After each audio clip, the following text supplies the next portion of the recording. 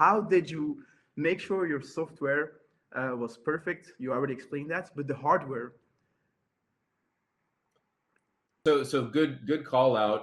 You're right. We are primarily a software company in terms of what our proprietary, IP is. Um, but we decided to come up with our Path Pilot module, which you're right is a little black box that goes on the front of the scooter, and that integrates with the onboard systems because it was the quickest way to market. Um, to be able to retrofit onto existing vehicles, we thought was the quickest way to prove this out. And if not, you are not only developing your own hardware, which requires its own timeline, but you also have to fold into the timeline of a vehicle design, right, which can take 12, 18 months, and making sure. And so we wanted to deploy as fast as possible. And so eventually we will transition away from building our own hardware as a retrofit module, and in fact be integrated into the vehicle build with, as long as the minimum system requirements are available, i.e. camera and processing power. Then we can tap into onboard systems like cellular connection and GPS that we currently provide for ourselves, right? So we have redundancies in our own retrofit system that we know can go away.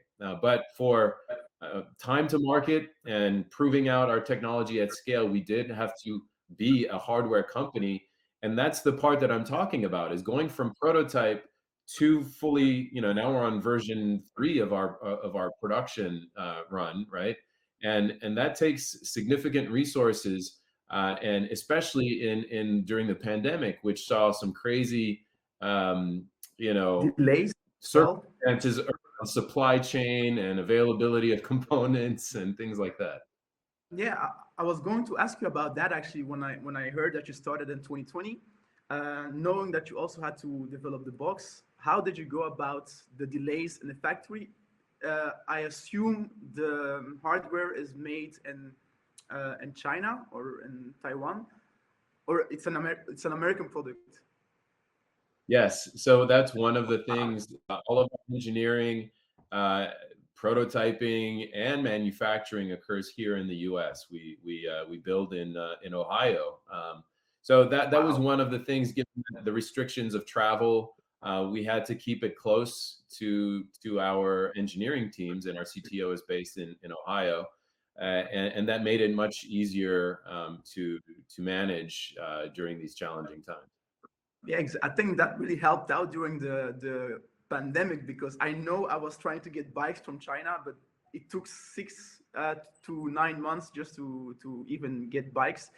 But you said something very interesting a few minutes ago. You said that in the future you would like to have your software already integrated into the hardware, so the scooters or the bikes. So would that mean that, for example, you would make a partnership with Segway? Because if that is the case, or that is where you want to go, that's really, I mean, they are a big player. So if you make one deal or one partnership with like Segway, I mean, the world is yours, right? Is that is that how you see the future? Because I mean, that is the perfect way to take over the market with your solution. Everybody, it's like the personal PC. Having a PC in every household, then you will have your software and every Segway basically, and Segway is the big player. So that's a great move, I would say. Well, that's certainly something that we aspire to, and you're right. Segway is definitely a massive player. They service both shared operators as well as consumer products, and I think that speaks to our broader strategy as well. We have had to work with Segway because that's who supplies Spin with their fleets, And and effectively with our add-on technology, they've had to provide us with just power cable and a hole in the stem.